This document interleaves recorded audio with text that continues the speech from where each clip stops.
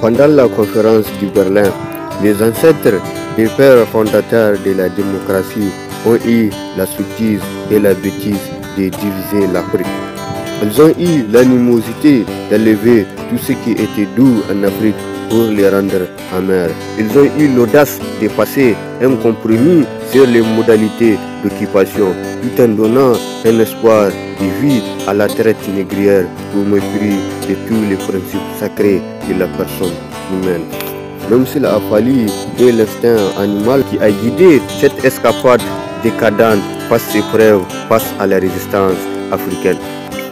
Pendant le soleil des indépendances africaines, les moutons politiques parrainés par l'Occident ont constitué la référence en matière de divertissement de la démocratie africaine. Même si ces derniers moutons soumis au devoir de confidentialité du contrat des soleils des indépendances ont été des acteurs génocidaires de la souveraineté africaine. Quoiqu'après les soleils des indépendances, les pères fondateurs du néocolonialisme vont s'engager à imposer le multipartisme à ces mêmes moutons au détriment du parti unique de la première génération de moutons intimidés et dressés par la tournée stratégique du général de Gaulle. En effet, l'avènement du multipartisme a été un tournant décisif pour la crédibilité d'un pays dit des droits de l'homme. Pour la crédibilité du mouton dévoué à la démocratie européenne et pour la crédibilité de la démocratie française comme de toutes les autres puissances tachées par le sang de la chair de la colonisation. Il s'agit en effet d'une seconde génération de moutons qui ont profondément marqué la démocratie démoniaque et divertissante de l'Afrique. Il s'agit en effet d'un troupeau de moutons adeptes du gémophotisme.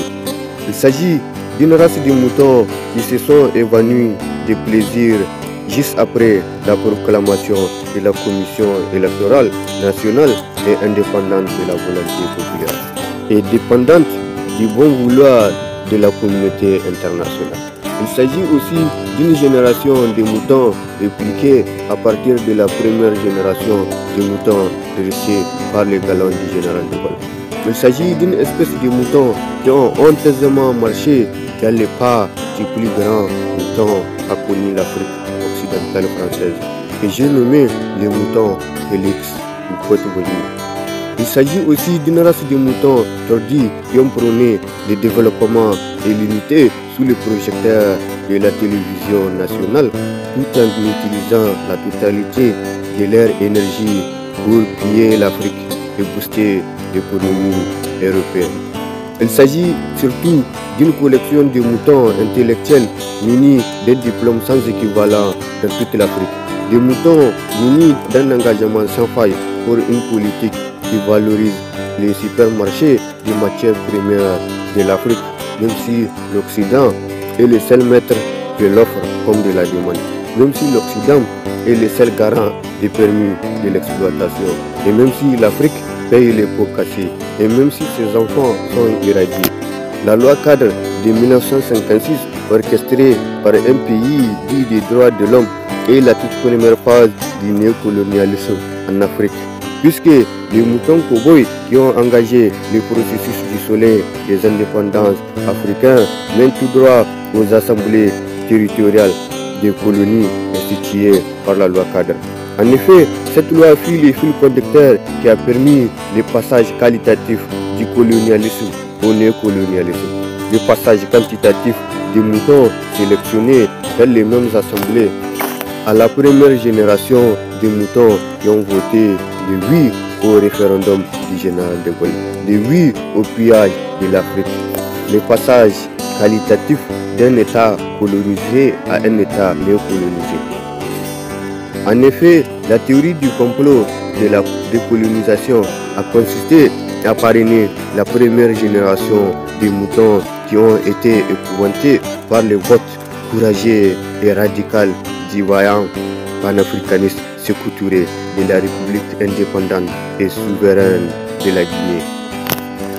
ce qui a conduit à la toute première génération de moutons qui ont semé les germes du néocolonialisme en Afrique occidentale française.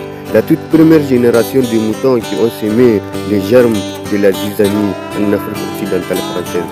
La toute première génération de moutons idéalistes et entreprenants qui ont passé un compromis avec un pays dit des droits de l'homme pour compromettre toute l'Afrique. La toute première génération de moutons réactionnaires qui ont fait un front commun pour présenter des plans valables aux loups solitaires de l'Occident. La toute première génération de moutons qui ont crié aux aventures chaotiques de la démocratie française et européenne.